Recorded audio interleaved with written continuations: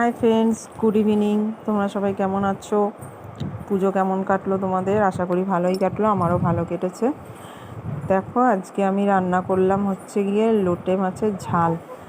এই মাছটা আমি এইভাবে ফার্স্ট টাইম করলাম। এর আগে করেছিলাম ঝুড়ো, মানে ভর্তা মাখা মাখা। এই মাছটা এইভাবে আমি এই ফার্স্ট টাইমই করলাম। ফার্স্টে মাছটাকে টুকরো টুকরো করে কেটে নুন হলুদ মাখিয়ে হালকা করে ছাকা তেলে ভেজে নিলাম।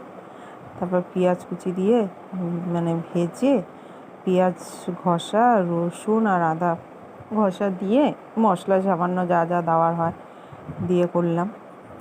তো এই মাছটা আমি এই ফার্স্ট টাইম নিজের হাতে করলাম।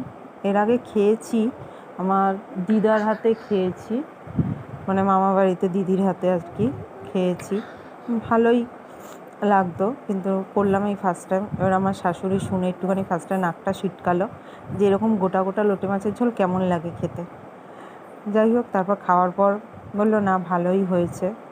আমার হাজব্যান্ডকে দেওয়ার পরেও সেও বললো না ভালো হয়েছে, তোমরাও করে দেখো কেমন লাগলো।